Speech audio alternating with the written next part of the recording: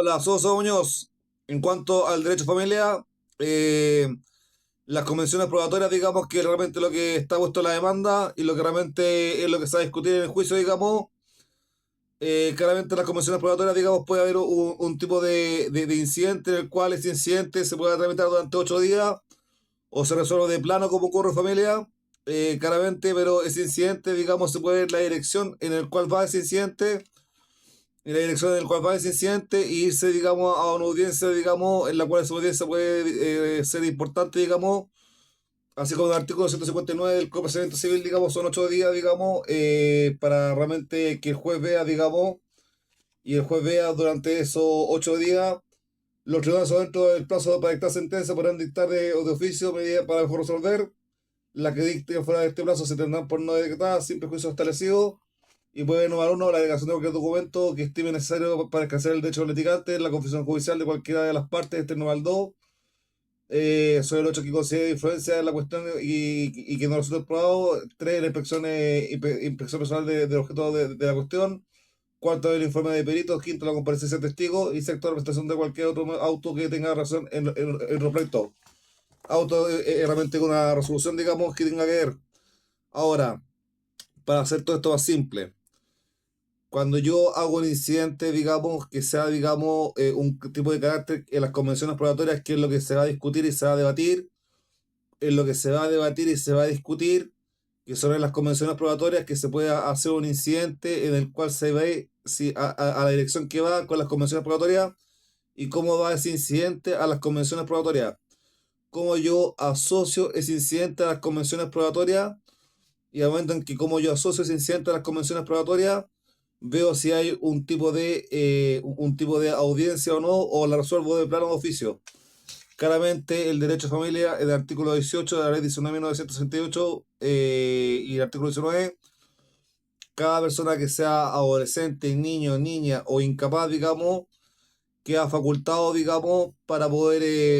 queda facultado para poder claramente actuar, digamos, en la corporación de asistencia judicial. Realmente tiene un coro al litan, digamos, si el que sea el abogado, que el patrocinante, digamos, y no solo el patrocinante, sino el que tiene capacidad legal. Pero si el representante legal del niño o niño adolescente o incapaz, claramente tiene intereses contradictorios o independientes, digamos, puede hacer un curro al litan que vea todas las actuaciones judiciales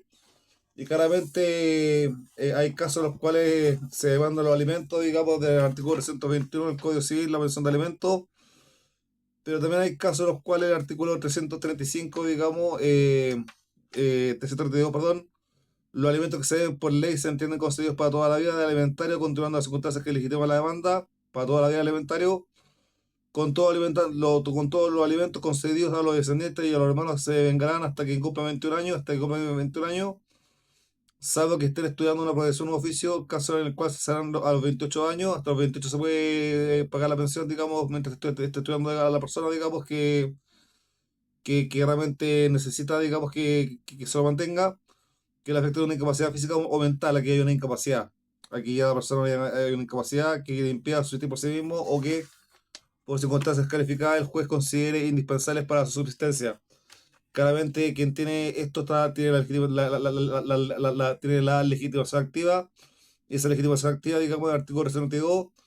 igual si por uso de habitación, que no sé cómo se constituye en Chile, digamos, el uso de habitación, que es lo mismo que en usufructo del artículo 212 del Código Civil, el artículo 212 del Código Civil, los derechos de uso de habitación que se constituyen de la misma manera que el usufructo. Y el artículo 115, el uso y la habitación se limita a la necesidad personal del usuario del habitador. En la necesidad personal del usuario del habitador se comprende a la familia. La familia comprende al cónyuge y a los hijos, tanto los que existen en el momento de la constitución como los que sobreviven después. Y esto aun cuando el usuario o el habitador no esté casado ni haya reconocido hijo alguno o a la fecha de la constitución, a la fecha de la constitución. O sea, no esté casado ni reconocido hijo alguno, pero los puede tener en uso de habitación, digamos. Comprende así el número de sirvientes necesarios para la familia, comprende además a las personas que la misma ley, a la misma fecha vivían con el habitador o usuario y a costa de esta y a la persona a quien esto debe alimento. O sea, si usted claramente necesita pensión de alimento y el alimentario, digamos, el alimentante, digamos, la persona que le dé la pensión de alimento, digamos, está bajo su techo, digamos, tiene que darle tiene la legislación activa para poder demandarlo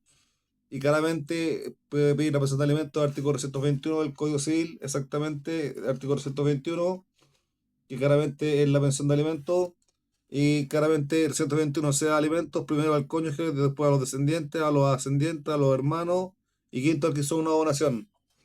Exactamente, ahora me voy a la razón directa y regular del artículo 129 del Código Civil, no es necesario que lo vea, digamos. Claramente hay una resolución no fundada, digamos, y por resolución no fundada,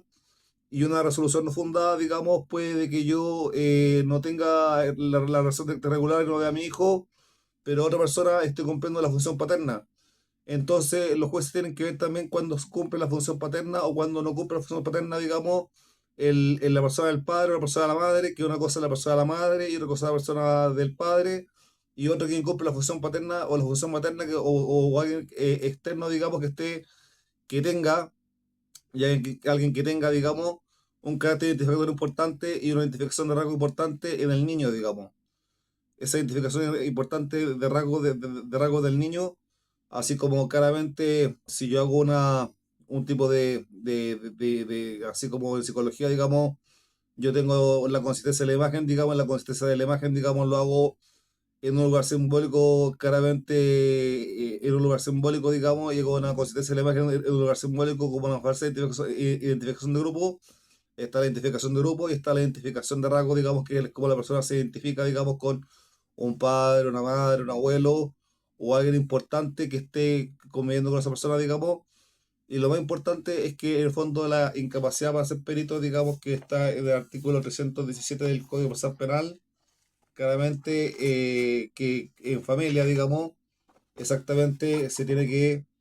los peritos pueden eximirse de declarar, digamos, lo puede, puede el juez, digamos, el juez puede en familia, digamos, pedir un perito, digamos, para que vea el caso, pero en el fondo va a órganos del Estado público o acreditado por el Estado, y claramente del 317, digamos, se tiene aquí incapacidad de ser perito, no podrán desempeñar las funciones de perito la persona a quien la ley reconociera la facultad de abstenerse de prestar declaración testimonial. Y ahí nos damos al artículo 357, 358 del Código Procedimiento Civil, claramente, pero aquí todos los testigos son válidos. Entonces aquí nos vamos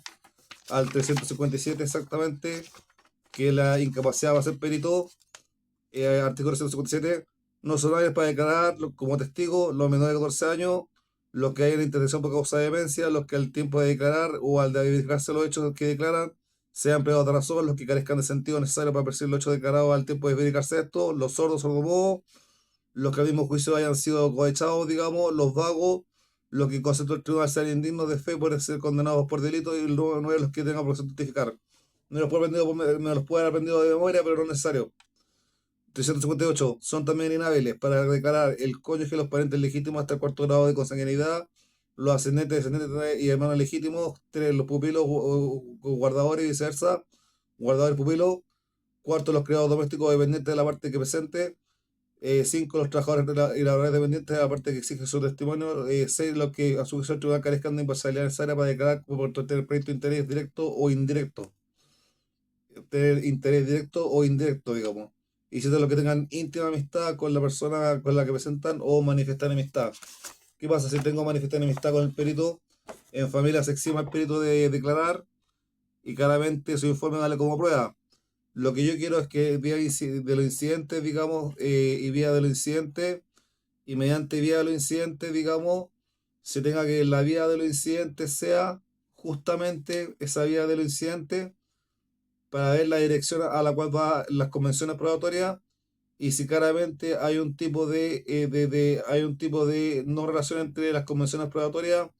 y el incidente, digamos, haga un juicio, digamos, donde se debata y donde se pueda debatir, digamos, exactamente en esa audiencia, digamos, el tema en el cual ese incidente es incompatible con las convenciones probatorias, hay que se haga un tipo de audiencia, digamos, y los incidentes pueden ser resueltos de plano, medidas para mejor resolver. Sabemos que en familia está más avanzado el tema en Chile, que claramente el abogado patrocinante y que tenga capacidad legal, digamos,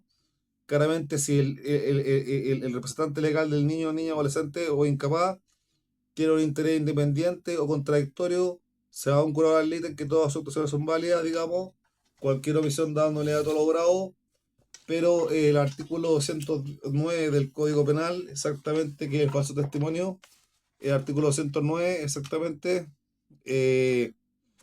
esto es mi opinión y mi crítica al derecho de familia. Artículo 209, exactamente, es falso testimonio en causa civil, se ha castigado con presión a menores sobre grado medio y multa de 11 a 20 unidades mensuales. Por si los que están por posición testificar, digamos que también es el numeral 9 del artículo 357, digamos, lo que tienen abstinencia de testificar, pero todos los testigos son válidos. Esto no es procedimiento civil, esto es familia. La ley 19.968.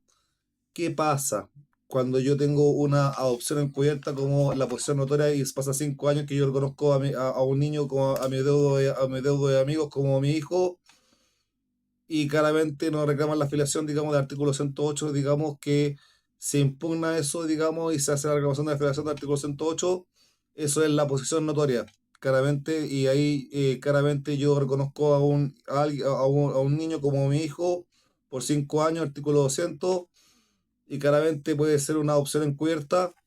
pero en el fondo estoy reconociendo al niño, artículo 200, exactamente la posición notoria, pero lo más importante es simplemente pescar los incidentes, la prueba de los incidentes, así como en familia cualquier tipo de prueba privada que tenga una parte, y yo presento cualquier tipo de prueba para poder acreditar lo que yo estimo necesario para el juicio, y yo puedo acreditar con cualquier prueba, digamos, lo que estimo necesario.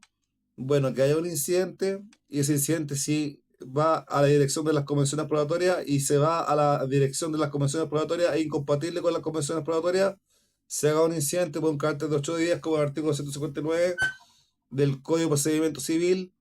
y claramente sería eso lo más importante, la relación directa y regular, digamos, que tiene un padre que la pide, digamos, para ver a su hijo. Claramente hay que ver quién cumple la función paterna, si la cumple, digamos, alguien que por resolución fundada está ahí y claramente está ahí y puede al niño y el padre no, porque no tiene razón directa regular. Artículo 122 del interés superior del niño, artículo 120, 224, 125 el cuidado personal, y artículo 243 la patria potestad. Sería eso, digamos, todo lo que tengo que decir de familia.